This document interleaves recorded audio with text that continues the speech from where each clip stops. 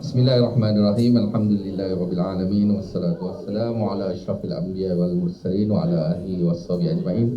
Alhamdulillah, bersyukur kepada Ilahi pada hari ini kita dapat bersama-sama dalam kisah benar kemerdekaan negara yang dianjurkan oleh Parti Amanah Negara Bandar Tun Razak, dialu-alukan kepada semua hadirin, terutamanya kawasan Bandar Tun Razak dan seluruh kawasan-kawasan yang berada di wilayah Persekutuan yang turut hadir pada hari ini. InsyaAllah kita akan bersama dengan pembentang kita, iaitu Cikgu Azharuddin ataupun Haji Azharuddin Husin, yang mana beliau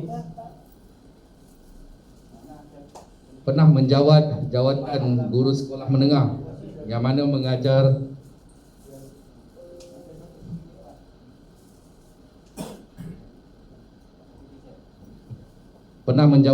jawatan guru sekolah menengah dari tahun 1963 hingga 1970. 1963 mak saya baru lahir. Mengajar mata pelajaran Bahasa Melayu dan Sejarah, dan pada tahun 1971 hingga 1993 bertugas di RTM dalam media RTM selama 23 tahun. Seterusnya 1978 hingga 1981 juga pernah menjadi pengarah RTM di Ipoh, Perak. Jawatan akhir di RTM adalah pengarah rancangan pembangunan. Pernah menjadi AJK Perang dan Gerak Saraf Kementerian Penerangan selama 8 tahun. Cukup berpengalaman Cikgu Azharuddin. Pernah juga menjadi AJK Perang Saraf selama 8 tahun dan pernah menjadi pensyarah media dan pemasaran di AIDB, Asian Institute Development Broadcasting, selama 3 tahun. Jadi ini antara pengalaman yang kita akan dapat hari ini, kita rasai sendiri, dan insyaAllah Cikgu Azharuddin akan berkongsi detail tentang kisah sebenar kemerdekaan, dan seterusnya kita akan memperdengarkan. Jadi tanpa melengahkan masa, saya menjemput pembentang kita Cikgu Azharuddin Husin untuk membentangkan tentang kisah kemerdekaan negara kita. Falyatafadhal mashkura.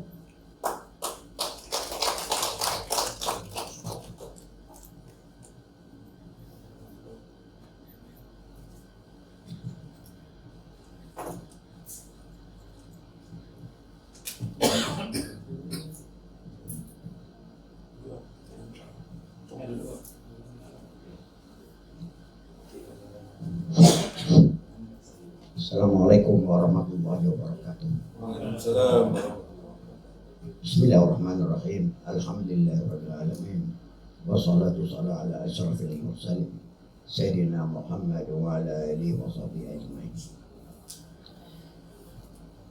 Yang saya hormati pengurusi majlis,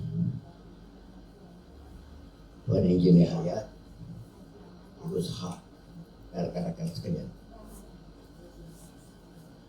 Oleh kerana kesuntukan masa, saya tak nak orang kata buang masa untuk bercakap benda-benda yang apa, kerana banyak yang kita nak cakap semua. Sebelum saya buka pengesahan ini, ada satu perkara yang ramai kita tidak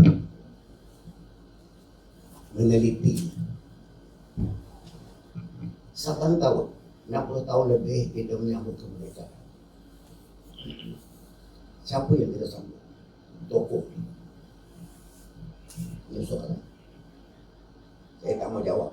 Tuan-tuan sendiri. Kita ambil contoh negara asing. Ambil contoh Amerika Syarikat. Bila dia Day of Independence, gambar siapa keluar? George Washington, Thomas Jefferson. Ini orang yang sama-sama memerdekakan Amerika. India tak tinggal gambar Mahatma Gandhi dan Nehru. Tak pernah ada negara-negara ini menunjukkan gambar Perdana Menteri dia ataupun Presiden dia. Indonesia 32 tahun Soeharto menjadi Presiden, tetapi 17 Agustus mesti gambar Soekarno, Bung Hatta, Syahril dan perempuannya Ibu Kartini. Ini pejuang. Filipina, Jose Rizal. India, Gandhi, Nehru. Pakistan, Kiar Azam dia. Ini bezanya negara-negara ini dengan negara kita. Jadi saya setiap tahun terpanggil nak bagi tahu orang kita ke mana kita ni. Apa kita dah cakap dengan anak cucu kita, siapa yang betul-betul memperjuangkan kemerdekaan. Apa kaitannya? Penting itu. Penting ke ni? Penting. Tanpa kita tahu semangat perjuangan kemerdekaan ini, kita akan hilang semangat kebangsaan kita. Hilang semangat kebangsaan. Orang Melayu sekarang ni sudah tidak lagi ada semangat Melayu, kerana dia tak tahu asal usul. Dia tak tahu siapa yang memperjuangkan kemerdekaan. Oleh itu, mari kita malam ni berkongsi. Saya mengajar sejarah dulu dan saya banyak buat research tentang ini, kerana saya fikirkan selagi umur saya ada, kalau ada orang yang berhajat manggil saya akan dedahkan ini. Ini bukan politik. Bila kita sebut sejarah, tak ada kaitan dengan politik. Kalau siapa kata ini politik, terserah. Kenapa beza sangat sejarah negara lain dengan sejarah kita? Dekat TV kita tak ada gambar-gambar orang yang betul-betul memperjuangkan kemerdekaan. Balik-balik gambar Tunku Abdul Rahman dan sebagainya. Apa sebab? Seorang profesor sejarah lama dia, British, mengatakan the winner write history. Yang menang menulis sejarah. Jadi faham tak tu? Faham tak? Saya sebut yang menang menulis sejarah, yang kalah tak ada sejarah. Cuba tanya Lee Kuan Yew, sejarah Singapura bila? Dia kata mula tahun 1963. Dia tak mau cerita pasal Temasek. Dia tak mau cerita pasal Samuel Utama. Inilah benda yang kita orang Melayu tak sadar. Hilang semangat nasionalisme kita kerana kita tidak kenal sejarah. Kita tidak kenal siapa yang memperjuangkan sejarah. Sebelum saya buat presentation ni, saya ingin minta izin tuan-tuan saya duduk sebab tak lagak lagi. 82 tahun umur.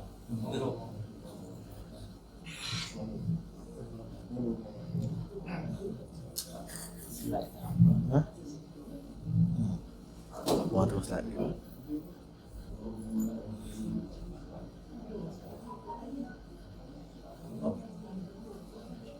Saya nak potong sikit shortcut. Ada 4 golongan sebenarnya yang kita selalu orang bercakap, tapi dia tidak dapat nak membezakan golongan mana yang betul-betul memperjuangkan kemerdekaan.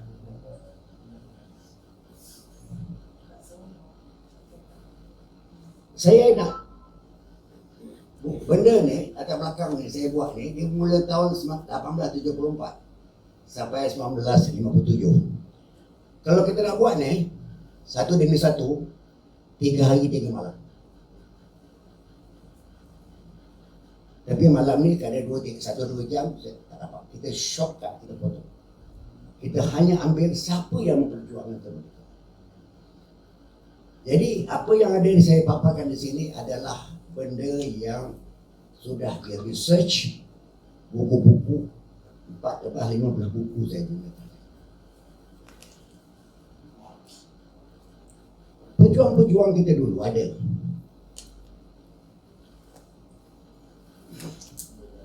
Empire Melayu Melaka jatuh, sebagainya. Sampailah 1909, ini saya tak mau buka. Kalau kita buka nanti tak habis cerita dia. Ada dua perkara yang kita kena faham. Satu, golongan yang menentang Inggeris. Itu satu. Siapa? Orang seperti Datuk Pahaman, daripada Pahang, Datuk Pahaman, Mak Kilau, Datuk Gajah, di Perak, Datuk Maharaja Lela dan sebagainya. Ini penentang Inggeris. Dia tidak sebut kemerdekaan. Dia tidak digolong dalam orang yang, kerana mereka menentang Inggeris atas sebab-sebab tertentu. Ada yang benci Inggeris, ada yang tentang Inggeris, ada Inggeris tak bayar cukai biji, ada yang tentang Inggeris kerana Inggeris ambil tanah lumbung dia. Bukan kerana kemerdekaan, tapi mereka penentang Inggeris. Jadi saya nak terus masuk tahun 1926, di mana bermulanya politik untuk kemerdekaan.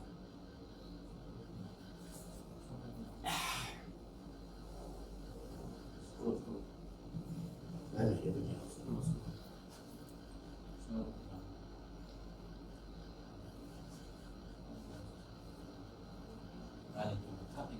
Tahap 3. Ini nanti dulu. Tunjukkan sikit gambar-gambar ni supaya kita kenal dia orang ni. Ada orang cakap ya. Ini Raja Abdullah. Dia dibuang Inggeris ke Seychelles. Seychelles kat mana? Dekat Pulau Ceylon. Saya waktu pergi buat kursus di Ceylon, masa saya di IBD, saya jumpa 4 orang keluarga Raja Abdullah. Masih ramai di keluarga Raja Abdullah di Sri Lanka.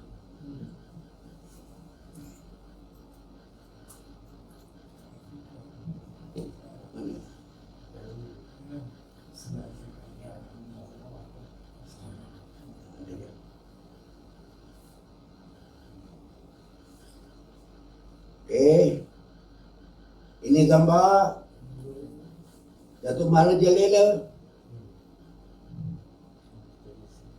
Ya. Ini Sungai Bujong Negeri Sembilan ni.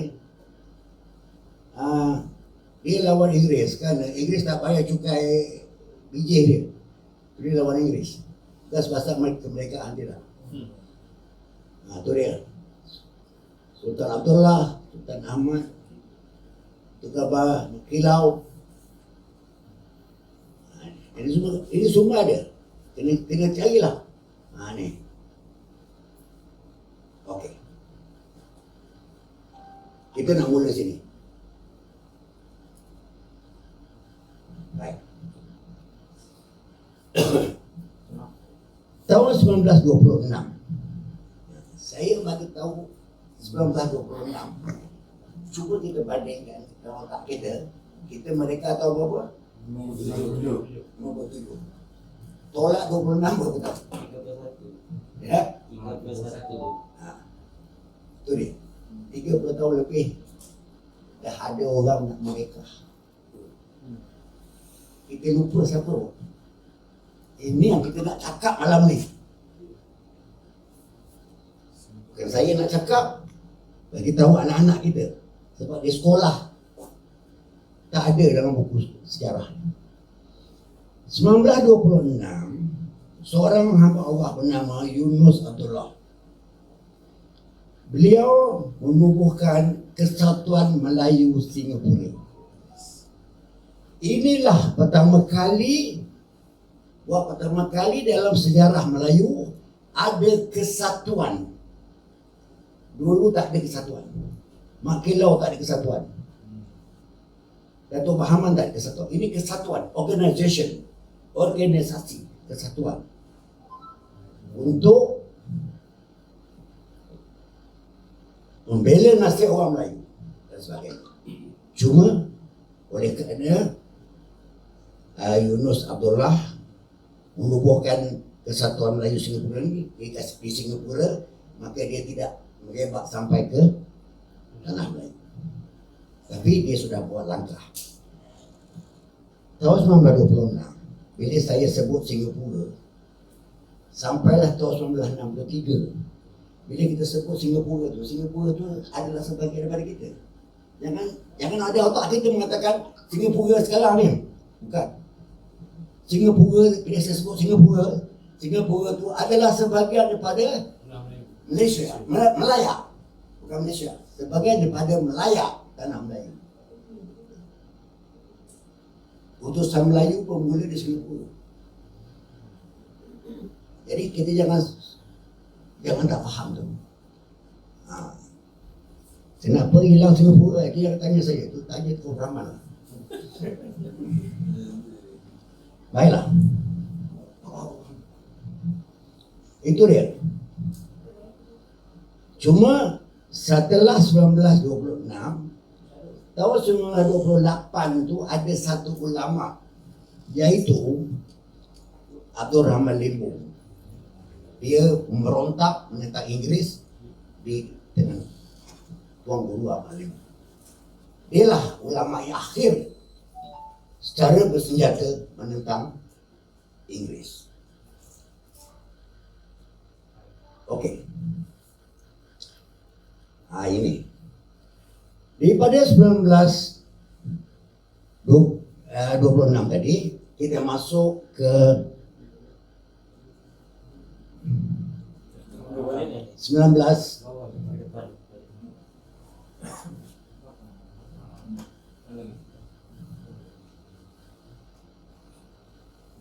ke mana? Ke bawah ke tak?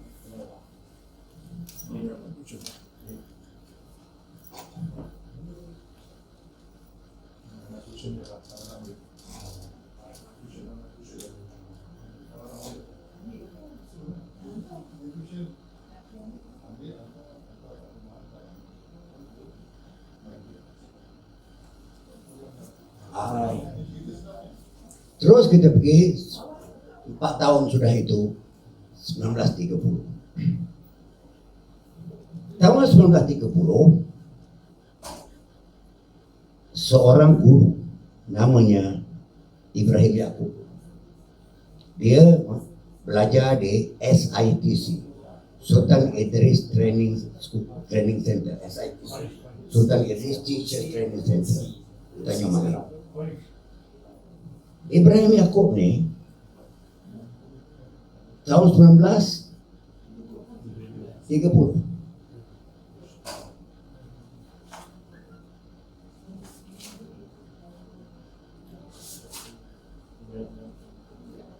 hebat Ibrahim Yaakob. Semasa dia jadi guru pelatih, dia menubuhkan 2 organisasi bawah tanah. Bawah tanah macam mana? Maknanya underground tu maknanya secara sulit. Kita kata gerakan bawah tanah. Kalau orang Melayu kata gerakan bawah tanah tu bukannya kita masuk tanah macam tikus pula, tidak. Gerakan bawah tanah tu maknanya gerakan gelap. Pemerintah tak tahu, tak kira siapa pemerintah. Dia menubuhkan 2 organisasi. Tahun 1929 Ikatan Pemuda Pelajar di kalangan pelajar-pelajar SITC. Untuk maklumat, orang Melayu dulu menghormati guru keluaran SITC sebab dikira itulah universiti yang paling tinggi untuk orang Melayu belajar. Universiti Melaya tak ada apa semua. Dan universiti ini semua orang pergi belajar jadi guru. Orang Kedah, orang Johor, sebagainya, termasuk orang-orang daripada Sabah dan Sarawak. Kesempatan inilah yang diambil oleh Ibrahim Yaakob menubuhkan Ikatan Pemuda Pelajar tahun 1929.